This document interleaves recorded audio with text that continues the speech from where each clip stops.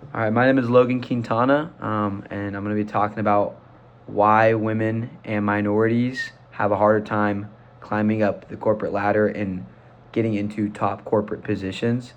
Um, I think one of the biggest reasons is glass ceilings, which are invisible barriers like biases and organizational practices, especially when you look at a lot of firms and like if you go into corporate America, like banking and such.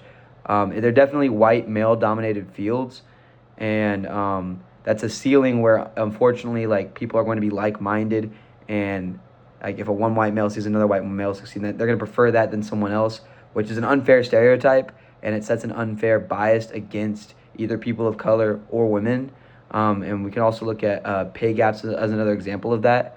In a recent study, it was found that for every 100 promotions of a white male, there was only 73 for minorities, and also women get paid about 83% of what men get paid.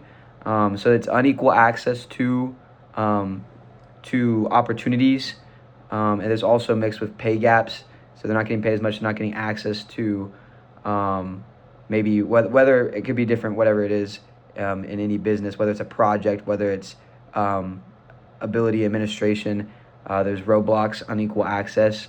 I think that this could change in the future. If you look at Gen Z, I think Gen Z is a very diverse um, generation. I think that there's a lot of social pressure in the country, especially as America is only becoming more diverse over time. That it could, but I think that there's an optimistic future for inequality in corporate America. I think potential uh, obstacles to that could be that glass ceiling, like I mentioned, because that is a thing that probably takes a lot of time to break down, and also with other micro trends like um, people kind of jumping on board with things like black fatigue, and finding excuses to reignite stereotypes, which is unfair. I think those could be potential roadblocks to a more diverse and equal workplace, but I think eventually it'll even out.